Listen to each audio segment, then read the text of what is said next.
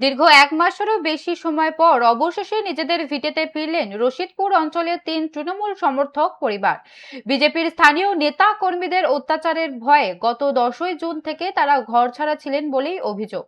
অবশেষে শুক্রবার জাঙ্গিপাড়া থানার গণ আবেদনের মাধ্যমে এই পরিবারগুলোকে নির্বিঘ্নে ঘরে ফেরালেন হুগলি ১ নম্বর জেলা কংগ্রেসের সাধারণ সম্পাদক তথা ২৬-এর বিধানসভা নির্বাচনের জাঙ্গিপাড়ার কংগ্রেস প্রার্থী শুভাশিস দত্ত।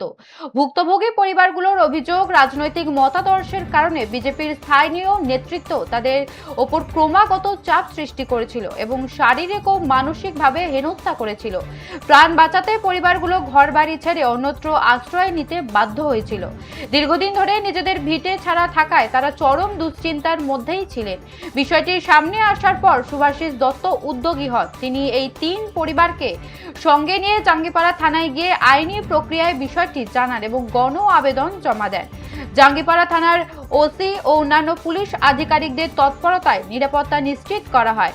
শুক্রবার পুলিশি পাহারায় পরিবারগুলোকে তাদের নিজ গ্রামে ফিরিয়ে নিয়ে যাওয়া হয়। নিজেদের বাড়িতে পরিবারগুলোর ফেরার পর স্বস্তি প্রকাশ করেছেন শুভাশিস দত্ত।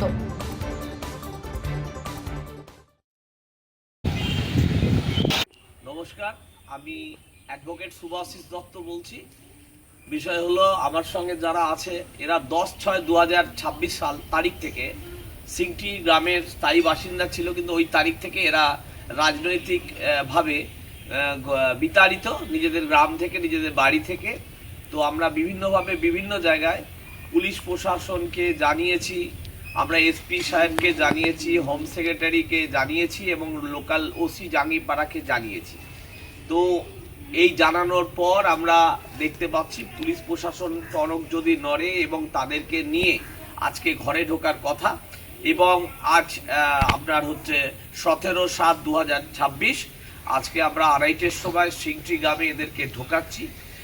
এরা হয়তো রাজনৈতিকভাবে কোনো দলের সমর্থক থাকতে পারে, কিন্তু ফান্ডামেন্টাল রাইট, গণতান্ত্রিক অধিকার, প্রত্যেকটা মানুষের তার বাড়িতে থাকার অধিকার আছে, বাসস্থানের, অন্যের এবং চলাফেরা করার অধিকার আছে, যেটা সংবিধান আমাদের দিয়েছে। সেই অধিকারের বলে আমরা ওসির সহযোগিতায় আজকে এদেরকে বাড়িতে ঢোকাবো এবং পরবর্তী সময় যদি এদের কোনো অসুবিধে হয় তখন আমরা আবার আইনের মাধ্যমে আমরা নিজেদের অধিকার ফিরে পাবো। আশা করছি পুলিশ প্রশাসন এদেরকে সহযোগিতা করবে এবং পুলিশ প্রশাসন এই ঘর ছাড়াদের ঘরে ঢোকার জন্য আজকে যে দায়িত্ব নিয়েছে সেটা করবে। ধন্যবাদ।